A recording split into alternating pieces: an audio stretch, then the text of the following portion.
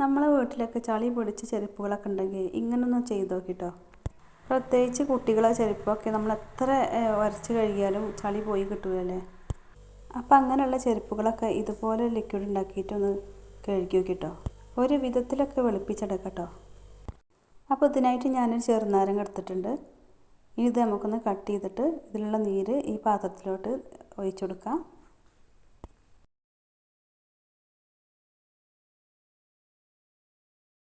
അപ്പോൾ ഒരു ചെറുനാരങ്ങ ഫുള്ളായിട്ട് നീരെടുക്കുന്നുണ്ട്.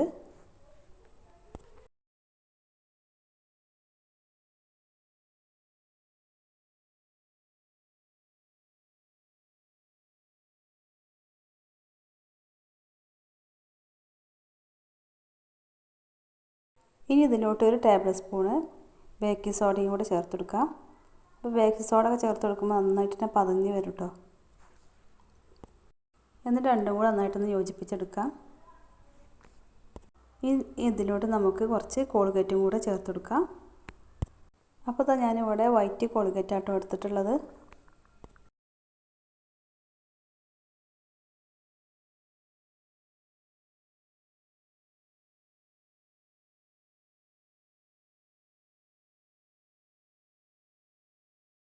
എന്നിട്ട് നമുക്ക് ഇതും കൂടെ അതിലോട്ട് ചേർത്ത് കൊടുക്കാം. എന്നിട്ട് മൂന്നും കൂടെ നന്നായിട്ട് തന്നെ മിക്സ് ചെയ്തെടുക്കാം.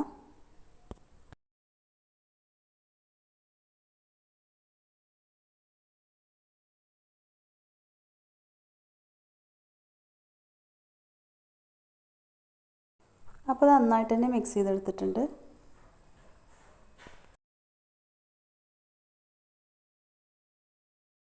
അപ്പോൾ കണ്ടില്ലേ, ഈ ചെരുപ്പാട്ടം ഞാൻ ക്ലീൻ ചെയ്തെടുക്കാൻ പോകുന്നത്.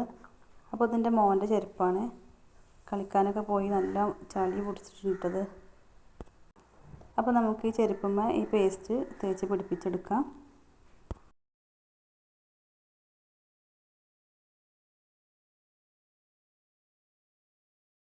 അപ്പോൾ ഒരു ചെരുപ്പ് മാത്രമാണ് കേട്ടോ ഞാൻ ക്ലീൻ ചെയ്തെടുക്കുന്നത്. അപ്പോൾ നമുക്കതിൻ്റെ വ്യത്യാസം പെട്ടെന്ന് തന്നെ മനസ്സിലാവുമല്ലോ.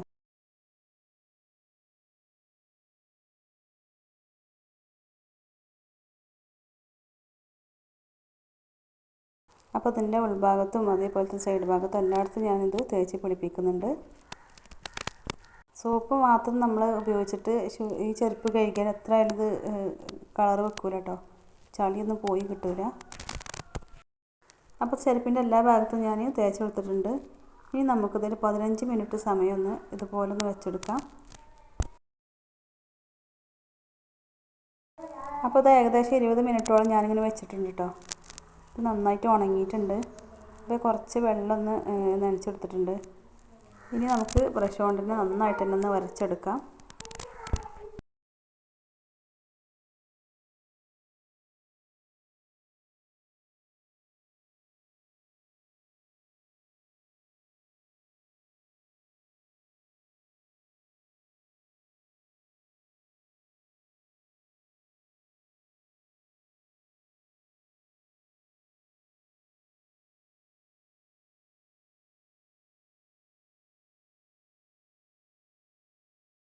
അപ്പോൾ നന്നായിട്ട് ഞാൻ വരച്ചെടുത്തിട്ടുണ്ട് കേട്ടോ. ഇനി നമുക്കിതൊന്ന് കഴുകി വെക്കാം. അപ്പോൾ കണ്ടില്ലേ, ഒരു 1/4 ഭാഗം ചളി ഇതിന്ന് പോയിട്ടുണ്ട് കേട്ടോ.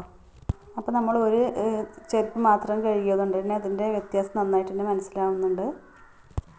അപ്പോൾ നമ്മൾ നേരത്തെ ചെയ്ത പോലെ തന്നെ ഒരു വട്ടം കൂടി ചെയ്യുകയാണെങ്കിൽ ഒന്നും കൂടെ കളർ കൂടും കേട്ടോ. അപ്പോൾ ഇതുപോലെ മണ്ണ് പിടിച്ച ചെരുപ്പൊക്കെ കഴുകി വെക്കി. അപ്പോൾ മറ്റൊരു ടിപ്സുമായി വീണ്ടും വരാം. Okay, thank you.